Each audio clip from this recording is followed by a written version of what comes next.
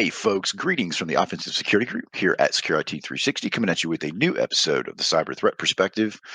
You've got myself, Brad, and Mr. Spencer here. Today, we're going to be talking about the Mandiant M-Trends 2025 report. And so, really cool report. We're going to kind of, talk about who Mandiant is if you're not familiar with them. And I'm a big fan. They do great work. And, this is just another one of their, outstanding publications, that we track. And so, Spencer's kind of stepped through it. And Spencer, you can kind of speak to your motivation of wanting to talk about it. Why is it important and stuff like that? Yeah, definitely. Real quick, it always sounds funny when you introduce me as Mr. Spencer. It sounds like so like official or formal. But I love it. So Mandiant, for those who may not be aware, is a big cybersecurity consulting firm, particularly in incident response realm or field. They do quite a bit of intrusion response work especially for big companies, right? Like if Walmart gets breached, it's probably going to be Mandiant helping them out, or Lowe's, or the big Fortune 500 companies. Yeah. You'll probably see Mandiant along with some of the other names responding or helping respond to those things. But they're also kind of one of the OGs, if you will, in threat actor tracking. I believe they were the ones who coined the term APT and kind of gave that APT moniker some distinctive names to them. So very much a big threat intelligence, threat research kind of outfit as well. They recently were bought by Google, so now it's Mandiant by Google, or Google Mandiant. But anyways, really impressive team, really impressive work. Their M-Trends threat report was really interesting to me because they are very much on the front lines of intrusions, right? And I think it's important that we look at that data, try to draw conclusions from it, pull out things that are interesting or important or insightful or might be useful for us in our security programs or as pen testers or whatever your role may be. So this M-Trends report is Mandiant's annual report. It shares, their frontline learnings from their global incident response engagements. They say in their kind of PR release that they had 450,000 hours of investigations in 2024, which is just That's insane. mind-boggling. I'm assuming they tally up the time from all of their analysts, right? But still quite impressive from a context of how much data they have. So this report, it kind of provides their analysis, their summaries of threat actor tactics and techniques and procedures and kind of industry trends. So that's what this is. This is all from January 2024 to December 31st, 2024. And my caveat whenever we talk about reports and statistics and data and stuff like that is 60% of stats are made up. So take that with a grain of salt. But also remember that this is data that Mandiant has, like from their intrusion investigations and from the work that they do. It's not necessarily representative of the cybersecurity industry as a whole. It's just what Mandiant sees, right, in the data that they have. Yeah, and Mandiant, it kind of sets the standard for how threat actors are categorized, and these reports that they put out really kind of set the pace for the rest of the industry. So they are definitely leaders in the industry. Obviously, they do great work, but I think because of the fact that they have this kind of lock on these top industry leaders, they get visibility into things that other people don't, and so when they speak up, we kind of listen, and it's just a really good resource. And I'm just glad they put this stuff out there, man. They could keep it all themselves and just, but they don't, and good for them for doing that. So big fan. I've worked with Mandiant on a couple different engagements over my career, and they're always very professional, and their deliverables are outstanding. And so I just can't say enough good things about those guys, even though we're competing with them. They do a good job, man. So. Yeah, definitely. So the first kind of key insight that I wanted to go through from the M-Trends 2025 report is exploitation. And kind of the order that we're going to talk about them is the order I thought they were most interesting, if that is meaningful to anyone listening. So exploits, it says in the report, continue to be the most common initial infection vector at 33%. And for the first time, stolen credentials rose to the second most common in 2024 at 16%. So pretty interesting. And I know you wanted to comment on the kind of the stolen credentials thing, but that's pretty interesting from, and just already right out of the gate, kind of something we can talk about. Yeah, I mean, a couple of key takeaways for me just right off the top here, right? So first of all, 33% being, exploits. These are remote code exploits. These are, these are CDEs, 0 days, things like that. It really speaks to you guys needing to bolster up your vulnerability management and your asset management and your vulnerability patches and all that good stuff, man. So this is very block and tackling. This is a very fundamental thing. And so, these guys aren't using, double backflip, super special things. They're literally exploiting publicly available services, right? In most cases, I think through reasonably known, Yep. methods. And so, and then the stolen credential thing. So we had to dig, like we were talking pre-show, and we were like, okay, what's a stolen credential in the context of what we're talking about? And it turns out they're basically buying credentials on the dark web, right? They're buying, info leaks. They're all of these other compromised databases, and then they're leveraging those, right? And so that's really important for us to take away. That's a common technique that we use on penetration tests. It's why we do it on penetration tests. But I think a lot of people dismiss what is out there with regards to these credentials as Mhm. our guys reset their passwords every quarter, and we have strong password requirements and MFA and all this other stuff. Yeah, okay, the bad guys know that stuff too, and they're still using this as the second most common method of initial access. That is massive to me, dude.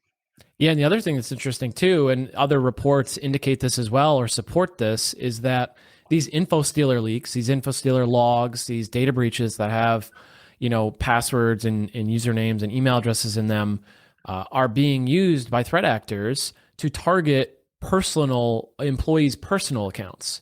So they Mm-hmm. might target the employee's personal Gmail account or their personal accounts to gain access to their personal devices, which are maybe configured for BYOD. They have VPN or they're a developer. There's been a number of reports and data breaches and incidents as a result of, personal credentials being leaked that led Yeah. to a personal device being compromised that led to an enterprise or an organization being compromised as a result. So now we're getting to the point where your personal credentials are at risk or putting the organization at risk from these info stealer leaks and these Trojans, these keyloggers essentially that steal your browser cookies, that steal your bank account information, and kind of hack into you personally to get to the organization. Yeah, and we're having a multi-week long large engagement discussion about exactly this topic with one of our bigger clients. And by the way, they're a listener, so I'm talking to you, dude. You know who you are. And we're talking about exactly this, right? So, a lot of BYOD devices running a lot of MFA type software, access codes and things of that nature. And the discussion that we're having is like, is MFA VPN like a mitigating factor anymore? Like, does it even matter? Mhm. Right? Like, I'm not saying you shouldn't have it. I'm absolutely saying you should. But what I'm saying is, do we consider that a mitigating factor when we are evaluating internal risk? Mhm. And my answer to that is no, right? Yeah. Because it is routinely bypassed. And so we just kind of like, yeah, you need that, but let's move on and talk about the other things. So Yeah. without going too deep into that, I think it is important to understand that how this is occurring. So Yep. Yeah, and within the exploitation kind of category of the M-Trends report, they talk about edge devices being exploited most often. mhm, Now, this has kind of like become kind of a talking point for me because I put something out on X the other day about VPN appliances being mhm, kind of legacy technology and them being more effort than they're worth from a security perspective. So edge devices could be VPNs, they could be firewalls, they could be proxies, they could be your Citrix, you could be VMware Horizon, it could be it could be RDP in some conversations, but these are the things like the Palo Alto firewalls and the Avanti. I think they call it Secure Connect, the Forta clients. These are some of the big ones that they call out in the report as being highly exploited mhm, last year. And those three specifically, two of them, Palo Alto and the Forta client vulnerabilities that were released last year, there were there within 2 weeks of public disclosure of the vulnerabilities, a public POC was being used by I think it was more than a dozen separately tracked threat groups. So within 2 weeks after disclosure in a public POC, Mandiant saw exploitation by more than a dozen separately tracked threat groups. And then in another case, exploitation, again, within 2 weeks of disclosure, Mandiant saw some RMM tools and then, selling that access to another threat actor as a result of this. So these edge devices are highly targeted because of the amount of access that you get upon exploitation and how difficult it is to kind of secure those, for lack of a better word, right? You can't put EDR on your firewall. You can't put EDR on, your edge devices typically. And everything has EDR on it except the things that are being exploited now. And these edge devices are kind of, if I had to say one thing that was like really popularized last year, and it's kind of like the mainstay of this report, it would be these edge devices and these VPNs and kind of remote access technologies. Yeah, no, I completely agree. And I think it just underscores the need for that post initial access assessment, right? Which we kind of refer to that as an assumed breach model pen test, because the controls that exist after that are the controls that are going to matter, right? Whether we're talking about, any of these exploitations, in fact, that's where you're going to catch these guys. That's where you're going to slow them down, trip them up, and hopefully identify that they're out there. So I think this just underscores probably what we were already talking about, but it really gives it teeth. Yep. Yeah, and in the case of the Avanti, I think it was a Secure Connect. I think it's the technology last year. There was 0-day exploitation potentially a month prior to disclosure in that case, right? So it's not even okay. It's not even enough to be able to secure those things, because in some cases there's exploitation before there's even any public disclosure or public POCs that these issues exist in those appliances. So it's becoming very difficult now to defend these devices, and we have to start thinking about, what's our strategy? You talk about assumed compromise. What happens if our edge devices get compromised? Like, what is our mitigating controls there? Do we have segmentation? Is there MFA and kind of other detective controls? So I think this section specifically really stood out to me as the takeaway of what can we think about? How can we design our systems and talk about security, fully knowing that these edge devices will continue to be compromised in this way? You're exactly right, dude. Yep. Yeah. And I think it's safe to say at this point, we should treat our edge devices as untrusted devices, right? Yeah. And we should act accordingly. And man, look, full cycle, dude. Let's go back to DMZ days. Yeah. Right. Like, I feel like we're going back there, but I mean, we don't have to. And I think part of the takeaway for this, at least for me, is that we should start looking at alternative options with regard to access, instead of these, SSL VPNs that everybody likes to use. Yep. And I understand why they're easy and they're awesome, and to a certain degree, I think a lot of people were forced into this during COVID, and I know we've kind of all stopped talking about that, but there are still remnants of what happened in the IT world that we're still dealing with, man. Yeah. And this is one of those things where everybody did this like rapid ascension to, edge SSL VPN devices. And now we're starting to kind of reap the rewards of that a little bit, if I can say it in that way. Yeah, absolutely. So in the exploitation category as well, Mandiant also observed brute force attacks, third-party compromise, vishing, and SIM swapping, as well as supply chain attacks and infected USBs. I think I have some of the stats down below maybe, but I if I remember right in that report, it's like something like 6% of initial infection was a result of vishing, which is voice phishing, or SIM swapping, which is not an insignificant percentage, right? Like, it's not just 1%. 6% is quite interesting to me. And I'm curious to see how that progresses and that evolves. But, I'll kind of be cliche here, but with the advent of AI and all these voice AI programs and voice cloning, like, it seems like this is a prime time for threat actors to abuse, especially things like voice phishing and things like that to compromise users' trust in people that they know and trust. So. Yeah, man, I think we're going to see a resurgence in email phishing and vishing just because of AI, right? AI is enabling threat actors to be more precise and more realistic in their attacks. So, I personally would expect to see that percentage climb a little bit in 2025. So I guess we'll find out next year what that looks like. Yep. But it's interesting the timing of us talking about SIM swapping and phone security, because a lot of these elements that we're talking about can be kind of traced back to, phones and the role that they play in the cybersecurity ecosystem. Because I just came back from Evolve up in Myrtle Beach, which is a legal security conference, and that was a big topic for some reason. That was just a big topic of conversation. And so, probably coupled with privacy concerns and stuff like Mhm. that. But yeah, man, we still haven't really solved that problem in the cyber world. We've known the problem exists, right? We've known that there is a problem with phone security. We understand what's out there from like an MDM perspective, but I don't think we're taking it seriously enough. Yep. And so, we're going to have to address this at some point, hopefully sooner rather than later. Yeah. And the last point I wanted to bring up with the exploitation category is that in the report, it says that Mandiant was unable to determine initial infection vector for 34% of 2024 intrusions, which is not an insignificant number as well. Yeah. In the report, it speaks to potential deficiencies in logging and monitoring and kind of detection. Mhm. But we see that's something that we see often, and we're often educating clients on or having conversations on.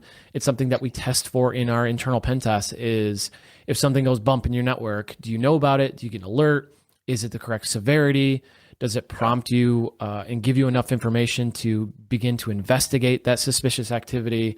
If I had to kind of speak to one thing kind of off the cuff and kind of riff on something or kind of rant, I guess, if you will, it would be that. It would be deficiencies in threat detection.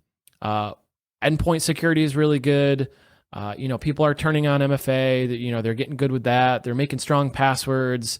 Mhm. But it's still that case where if we get in a machine that doesn't have EDR on it, we're able to And we bypass those frequently do. controls. Yeah, in some way, we're still seeing kind of a lack of kind of adoption of other controls necessary to detect suspicious activity and threat actors on the network. So this is a very big, important thing that I wanted to call out, and something to focus on, for those listening, is going into this year and next year, think about ways you can detect threats without the EDR. Right? What are other ways you can begin to detect suspicious activity without that endpoint security telemetry? You're absolutely right, dude. And I'm gonna be the bad guy here, and I'm gonna stick EDR in the same classification as MFA and VPNs. Like, cool. You should have that as a base. That Mhm. is from a maturity architect or maturity model perspective. Those are step one, right? Super cool, love that. But how many of our internal pen tests, or even external for that matter, do we get all the way through the entire engagement? Not a single alert's been raised, Yep. right? And I mean, that's telling to me, and that tells me they have limited visibility into telemetry. They have their MDR. I hate to even use the term XDR because I feel like it's made up, but you know we just don't have that level of visibility into the traffic in our environment and the other systems and what their normal behavior analytics are, right? Like the technology exists to do this, and we just don't see it deployed widely. Yep. Yeah. And the next section is cloud. And there's a saying that I've heard, and I don't know who to attribute this to because I've heard it from a number of different people. But there's a saying that threat actors don't need to kind of hack organizations. They don't need to use exploits or 0 days. They just need to log in, right? They just need a session cookie or a session token, and they're in Microsoft 365. They're in your email. And they're more or less in the core systems of your organization now. Yeah. So Mandiant found the initial infection vectors for cloud were 39% email phishing, 35% stolen credentials, 6% SIM swapping, and 6% voice phishing. So those were those numbers that I recalled just a few minutes ago. So again, not surprising here. To see these numbers, almost 40% phishing and 35% stolen credentials. If you had to ask me, what are the two reasons for cloud compromise, those would probably be the two I would say. I do think the SIM swapping, the voice phishing is a little bit surprising to see those at 6%. I agree. We always hear about those things, but it's always one of those things where you're not sure how common those are or how often that happens. Well, here's some pretty solid data to indicate that no, those are still very real threats. Yeah. Yeah. The SIM swapping is a little surprising to me. I think that I thought it was a lot less prolific, that it was very targeted and very, elevated maturity level for a threat actor. But I think it's just becoming an easy way to, and I Yep. think the goal, like we should probably have an entire episode on SIM swapping and what it is and how it works. Yeah. But just understanding again, we're targeting those mobile devices, dude. Right, we're Yep. targeting that, and so those are on the front line. But you said something that I really love, right? And that is, you don't need to hack; you just need an account. And so I think that speaks well to this, and I don't know who to attribute this to, but identity is the new perimeter, Mm-hmm. right? Somebody has said that who's probably smarter than I am, and I think it's absolutely true, dude. We put so much emphasis into these identities and what they have access to, and they're not that complicated to compromise, dude. We prove that week over week over week in Yep. our field. And so, yeah, dude. I mean, I'm a little surprised about the stolen credentials being kind of on par with email phishing, right? Yep. Like, we've been doing email phishing for 30 years. We still haven't figured that out yet, dude. Yeah. Really. And again, it speaks to info stealer malware. It speaks to keyloggers. Speaks Yeah, to data breaches, right, where they just siphon out all of the data from the organization, yeah, and then those get sold on dark web or forums and things like that, and threat actors, initial access brokers buy them or whoever to continue to hack attack those organizations. yep. So the part that was interesting about cloud, I thought, was kind of the objectives of the compromise. Hmm. So there's an objective section. It says 66% were data theft, meaning the objective of the intrusion was data theft. 38% were financially motivated, and out of that, 16%, out of which 16% extortion without ransomware. So 16% of the financially motivated didn't include any ransomware at all, which I thought was an interesting kind of Hmm. nuance to it. And then 13% BEC. BEC we tout as being on par, if not more impactful than ransomware. And here it Yep. is, 13% of the financially motivated crimes or cyber It's a pretty intrusions. small number. Small number, but I think when we look at Mandiant, I think it skews towards nation state, APT, large organizations, high value targets, and less, maybe a little bit less than our typical audience would be kind of involved in, potentially. Well, I also think it's important to understand the initial vector is going to be, or I should say, the motivation is going to be driven by the initial vector. And so, what I mean by that is, in this context, we're talking about specific cloud initial access. And so people going after that aspect of an organization, they know that's where their data's at, Mm, right? They know that's where their crown jewels are. And so it does not surprise me too much to know that 66% of all of these cloud attacks were, resulting in the goal of stealing information as opposed to extortion, or ransomware or whatever it is. So I do think that the initial vector actually matters when yep. we're talking about what these motivations are. And I'll also say that it speaks a little bit to the fact that the criminal ecosystem, which we talked extensively about at Evolve, is still very much alive and well. And that stealing this data is more valuable to the bad guys, so they can sell it to someone else, Mm, than it is for it's more valuable than trying to do extortion. It's more valuable than sure. BEC because first of all, there's a lot fewer repercussions, right? You're off the hot seat faster if you're Yep. selling this data to a third party.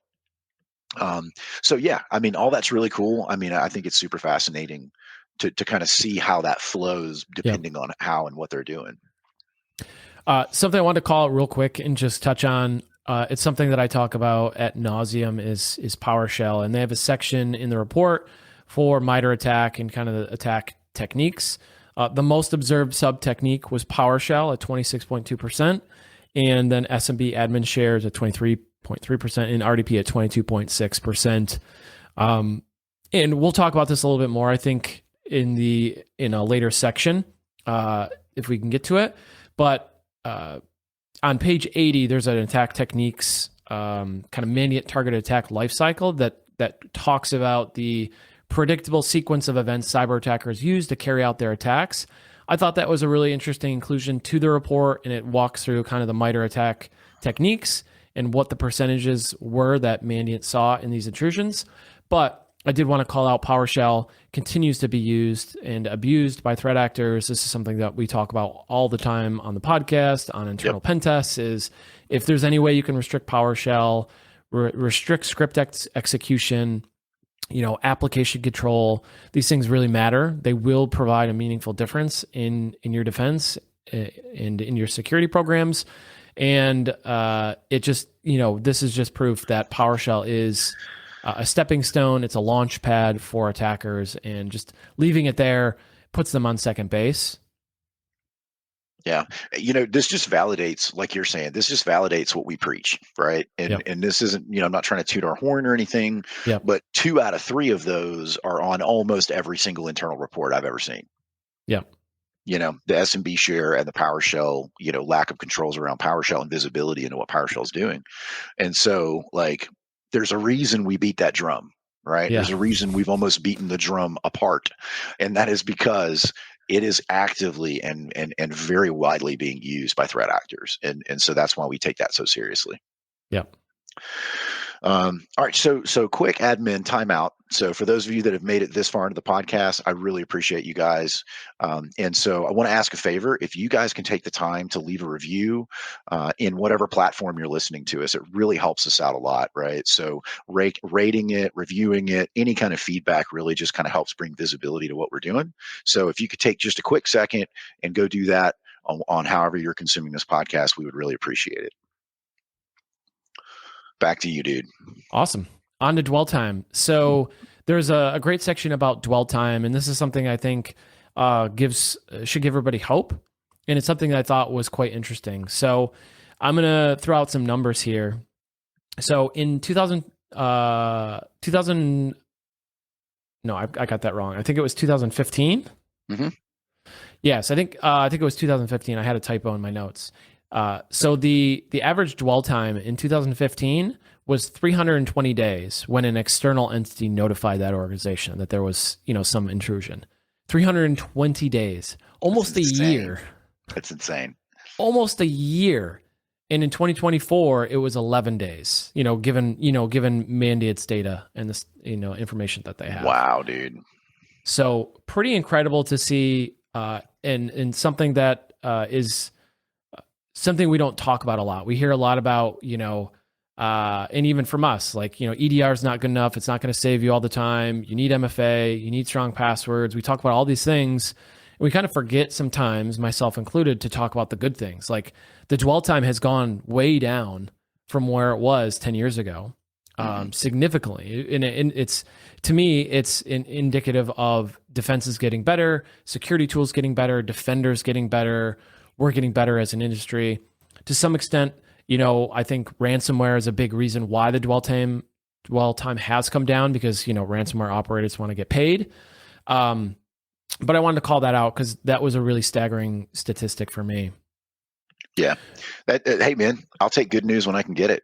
That really does speak well to our maturity, just kind of overall in the cyber realm. So. Yep. And so Mandiant found that the overall dwell time was pretty consistent. I think it was 11 days down from 10 days in 2023. But the bigger kind of note was, again, kind of the disparity of dwell time from 10 years ago to today. And then 57% of orgs learned of the compromise from an external source. So 43% was an external entity and 14% was the adversary. So almost, 2/3 of these intrusions, the organization was notified by somebody other than themselves. Yep. Which is pretty incredible. Like the dwell time's going down, but like we still aren't knowing about it ourselves. Right. Which is crazy, right? Yeah, it absolutely is. And I can attest to that, man. Like, I did a number of years in the DFIR community, and Dude, we would hear about compromises from the FBI. We would hear about compromises from vendors or clients of the person that was compromised. It was really common. It sounds like not much has changed in that regard. Um, but I will say that 43% internal is that's it's a good number, right? Yeah. I mean, it's not perfect, but like that's I Yep. don't hate that number. Yeah, and the report did say that, from a macro trend standpoint, the dwell times have been trending downward. I Yeah, think it was 35% I have a typo on that, but it was like 2022 or something like that, 2023. yeah, And then in 2024, it was 45.1% was the macro dwell time. So it is trending downward. I think it is indicative of security in our industry getting better, yeah. with some caveats that obviously, there are things out of our control that are contributing to that as well. Agreed. Yeah, I think that's fair. So, a couple more quick sections. Motivation. So, I think the motivation is really important. I think it's something that we should all be thinking about when we're designing our security programs. We obviously want to design them with, the risks that we're likely to face in mind, right? We don't want to build $1 million, castle around something that a threat actor isn't going to target or that's not valuable, right? Yeah, agreed. So 55% of threat groups active in 2024 were financially motivated. I think if you look at any other industry report, the DBIR, you'll see kind of similar trends or statistics that a majority of threat actors are financially motivated, right? And 35% of the financial gain category, or 35% of in the financial gain category, 21% were ransomware related. It's got to be a And decrease, right? Overall, what's that? it feels like that's a decrease from last year. I don't remember if it said it was or not. I think it was consistent with the previous year. Okay, all right, that tracks. But so 37% of data theft, or 37% of that financially motivated stuff was data theft. Mhm. And data theft only was 11%, meaning data theft without ransomware. Right. So I thought Yeah, those were just also accidental. interesting, categories, not insignificant again with just data theft only. Mhm. Yep. The last thing I wanted to point out that really in that section was this North Korean IT workers kind of campaigns that were happening in previous years.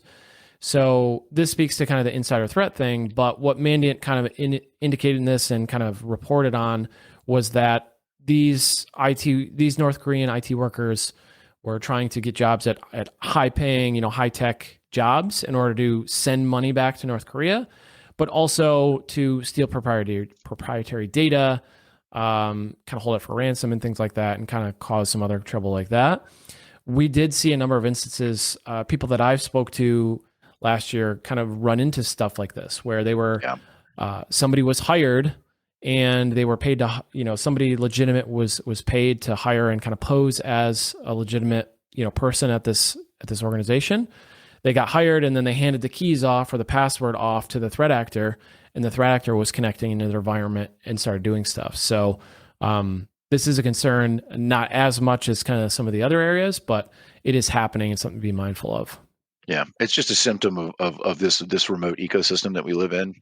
Where Mhm. and I mean, I'm not like beating up on remote employees or anything, but like maybe you should lay eyes on somebody like in Yeah. person, because especially, and I think this is probably going to become more prolific with these AI like overlays Yep. that are really hot right now. I mean, they look awfully good, dude.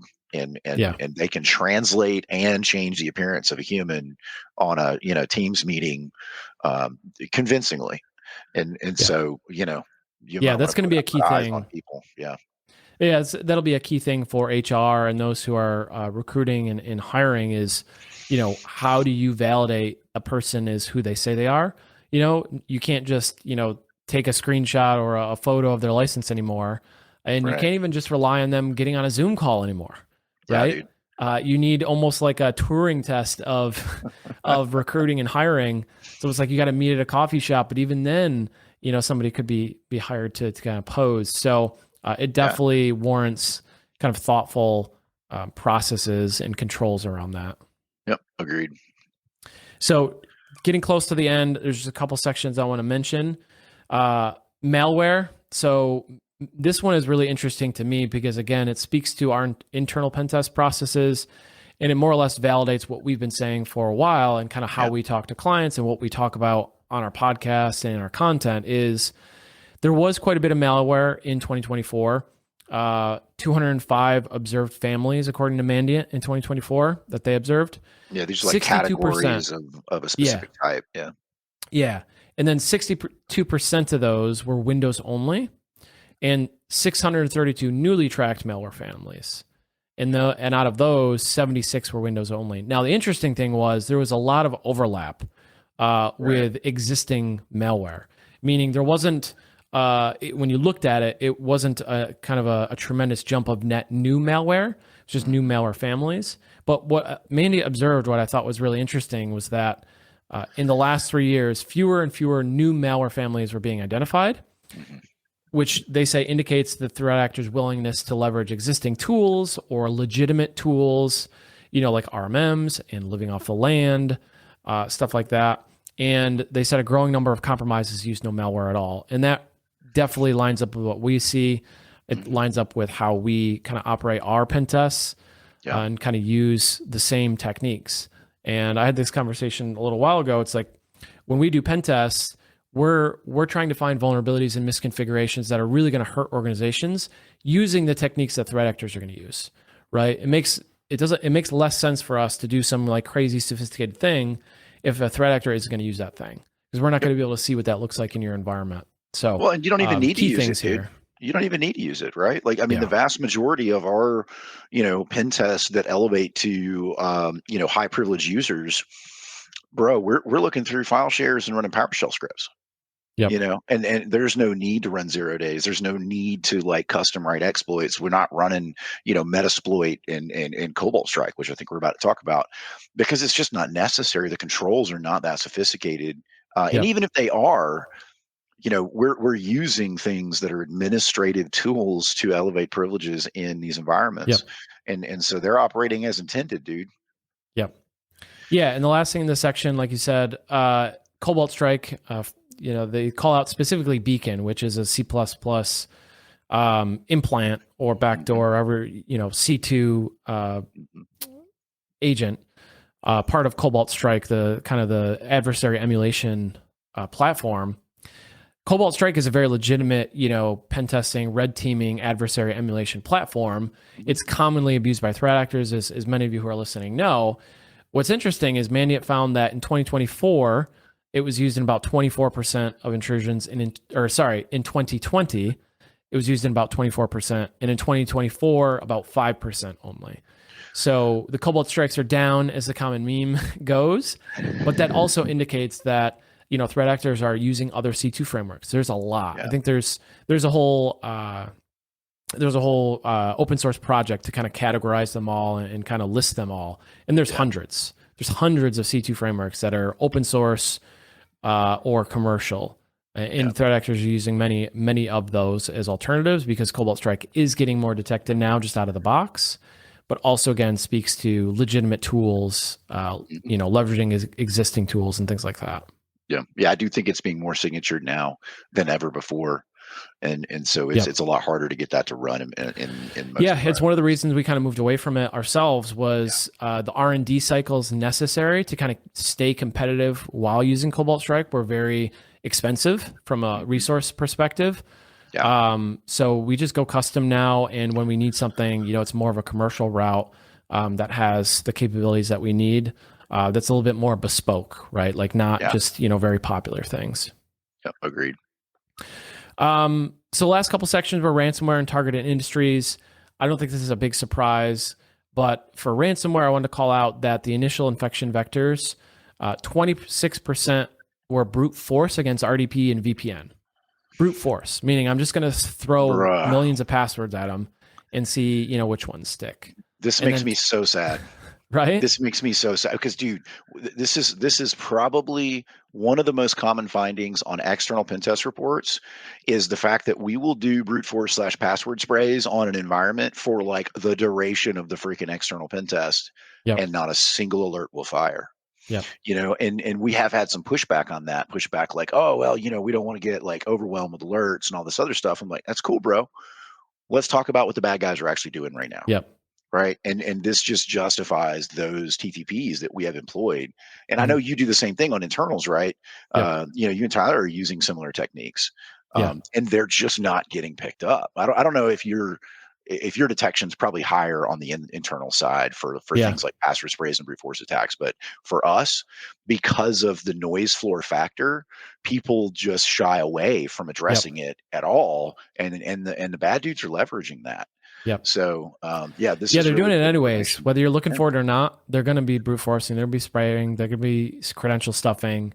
And Yep. what's staggering is, according to Mandiant's report, 26% were brute force and 21% stolen credentials. So that's 47% credential Dude. related. Yeah. And then the rest were exploit and other things that they didn't couldn't attribute necessarily. So pretty staggering stuff. I think if there's one takeaway from me, kind of to wrap up this up a little bit, it's that time to exploitation for publicly available vulnerabilities and publicly available exploits, especially for edge devices, is increasing at an alarming rate, like exponentially. And if those things aren't patched super quickly, they'll get burned. And then credentials, you have to have a plan for ensuring users are using strong passwords, that they're unique, and that you are rotating them accordingly or as necessary when a user does get compromised, or that you're kind of monitoring those indicators for identity attacks, right? The man-in-the-middle attacks related to Microsoft 365, the compromised session tokens, the OAuth attacks. Identity is a big deal, and kind of managing those credentials is going to be really important. Yeah, no doubt, dude. No doubt. All right, folks, that's all we have time for today. Really appreciate you guys listening and or watching. And if you enjoyed it, please share it with your friends. And as we mentioned earlier, it costs nothing to just leave a quick review. And so we would really appreciate that. And we'll see you guys next week.